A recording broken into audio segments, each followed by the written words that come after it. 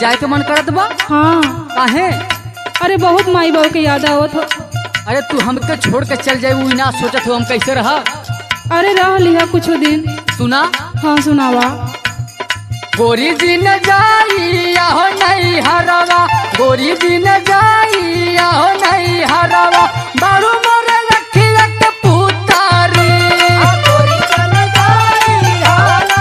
अरे जाएगा फिर तो नहीं गया ना। नहीं जा। अरे जाएगा ना जाएगा।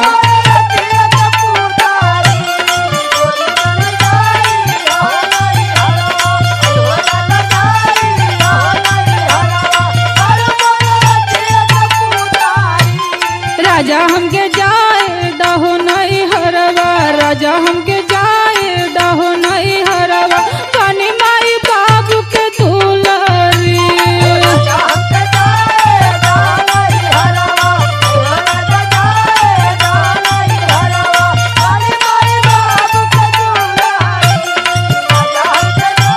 अरे जाए दही फिर तो वहीं के है ना, जाए दही ना, कैसे दो दिन बर्दाश्त कर लही। कैसे बर्दाश्त करब? सुना? सुनावा। गोरी तोरी सुघारी हो सूरतिया, रानी तोहर सुघारी हो सूरतिया, कैसे के नजर से उतारी।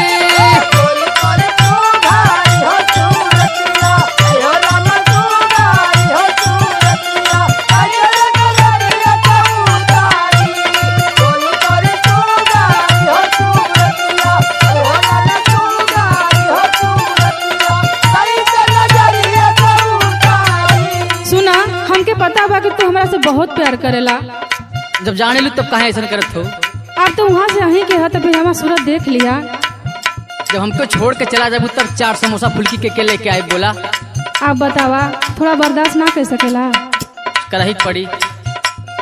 सैया मोरे मांगिया के सेनुरवा, सैया मोरे मांगिया के सेनुरवा, बड़े